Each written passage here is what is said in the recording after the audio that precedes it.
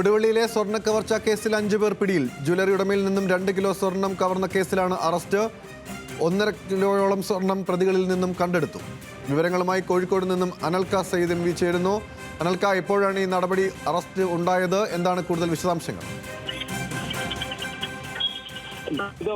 ബുധനാഴ്ചയായിരുന്നു ഈ കേസിനാസ്പദമായിട്ടുള്ള സംഭവം നടന്നിട്ടുള്ളത്. കോഴിക്കോട് കൊടുവള്ളി മുത്തമ്പലം സ്വദേശിയായ ബൈജുവിന്റെ പക്കൽ നിന്നാണ് കാറിലെത്തിയ 5 അംഗ സംഘം സ്വർണം കവർന്നത്.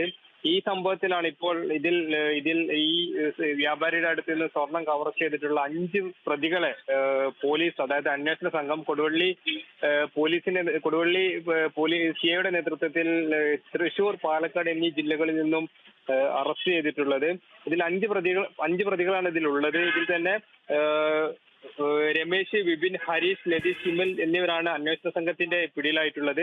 ഈ ബുധനാഴ്ചയായിരുന്നു കൊടുവള്ളി മുത്തമ്പലം സ്വദേശി ബൈജുവിനെ കാറിടിച്ച് വീഴ്ത്തി സ്വർണം കവർന്നത്. അതോടൊപ്പം തന്നെ ഇത്തരത്തിലൊരു ആക്രമണം നടന്ന സമയത്ത് തന്നെ കവർച്ചാ സംഘത്തെ കണ്ടാൽ തിരിച്ചറിയാമെന്ന് ബൈജു പോലീസിന് മൊഴി നൽകിയിരുന്നു. കൂടാതെ തന്നെ സമീപ പ്രദേശത്തെ CCTV ദൃശ്യങ്ങളടക്കം പോലീസ് പരിശോധിച്ചിരുന്നു. ഇതിന്റെ അടിസ്ഥാനത്തിൽ പ്രതികൾക്ക് വേണ്ടി അന്വേഷണം ഊർജിതമാക്കുകയും ചെയ്തിരുന്നു. ബൈജുവിന്റെ വീടെത്തുന്നതിന് മുമ്പ് 150 മീറ്റർ മുമ്പാണ് ഇത്തരത്തിലൊരു സംഭവം നടന്നത്.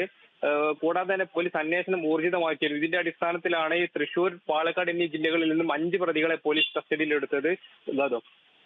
ശരി അനൽക, ഇപ്പോൾ പ്രതികളെ പിടികൂടിയ വാർത്ത പുറത്തു വരികയാണ്. വാർത്തകളുടെ വിശദാംശങ്ങൾ കോഴിക്കോട് നിന്ന് പങ്കുവച്ചത് അനൽക സയ്യിദ്.